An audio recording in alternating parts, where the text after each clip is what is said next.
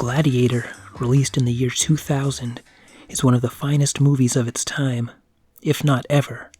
Loosely based on real events, but not historically accurate. It's directed by Ridley Scott.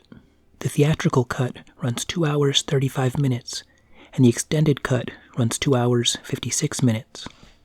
Maximus, played by Russell Crowe, commands the loyalty of the Roman army, and Aurelius, leader of Rome, wants him to take over from him when he passes. Aurelius clearly admires Maximus more than his own son Commodus, played by Joaquin Phoenix, who he knows is an over-emotional, scheming coward not fit to take over. He doesn't say it like that, but that's how it is. This causes jealousy and outrage from Commodus, who kills his father before he can make the announcement, ultimately stealing Maximus's throne.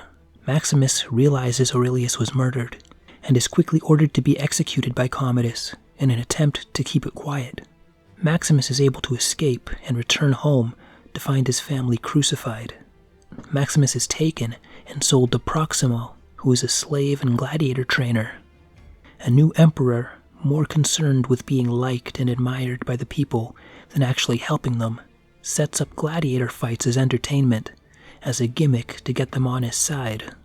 Grassus, one of the seasoned politicians who now has to deal with Commodus, says something that sounds all too familiar. He says, "I think he knows what Rome is. Rome is the mob. Conjure magic for them, and they'll be distracted. Take away their freedom, and still they'll roar."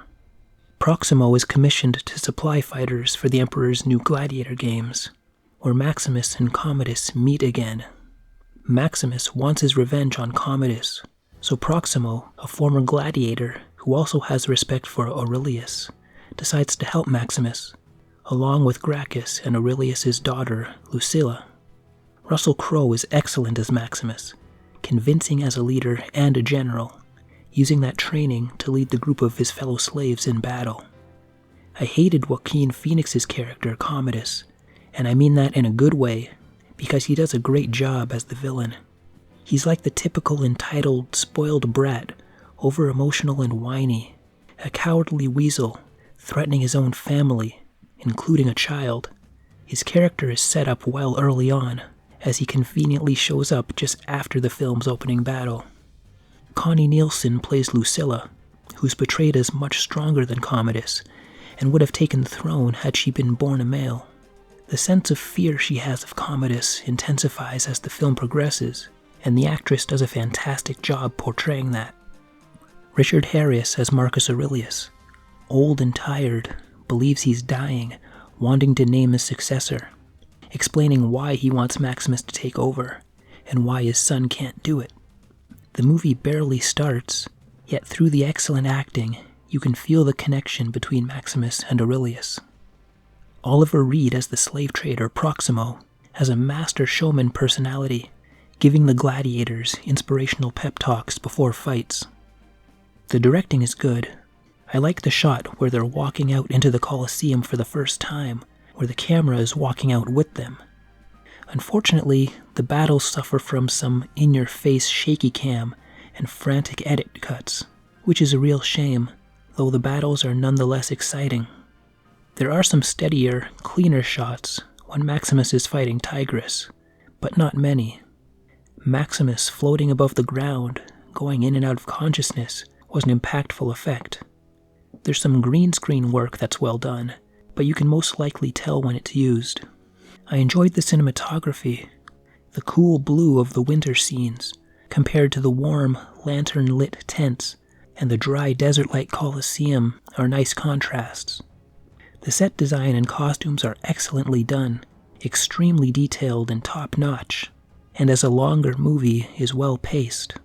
The musical score by Hans Zimmer and Lisa Gerrard is unbelievable. The music really helps set the mood of whatever you're seeing on screen. During the battle at the beginning, the audio from the battle slowly fades out to a sad, emotional score, highlighting the depressing, destructive senselessness of war, which was a nice touch. Besides the shaky cam, I have a couple of beefs about the Blu-ray. I found the dialogue too quiet, and even with the picture settings on my TV level, The colors are way too saturated. You can clearly see the padding under Hagen's clothes that the spears go into. And what happened here?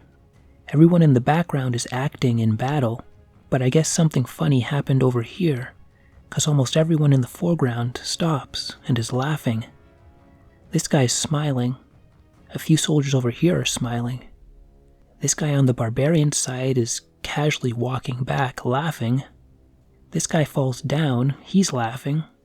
This guy's pushing up against a shield, he's laughing. I mean, you most likely wouldn't notice it.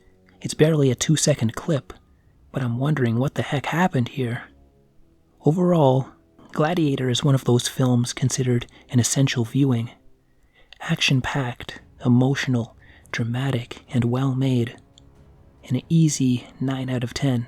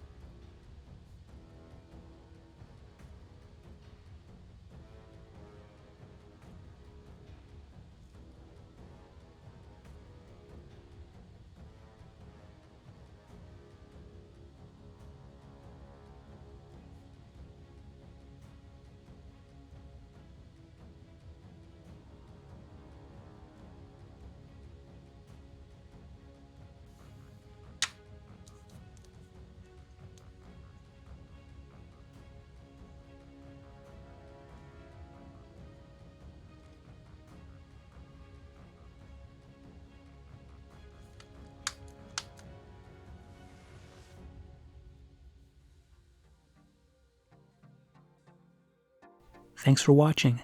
Consider donating through PayPal, or buy me a cup of coffee so I can stay awake long enough to make these things. And of course, help a brother out by hitting like or dislike, subscribing and commenting, all that good stuff. And with that, take care, and good night.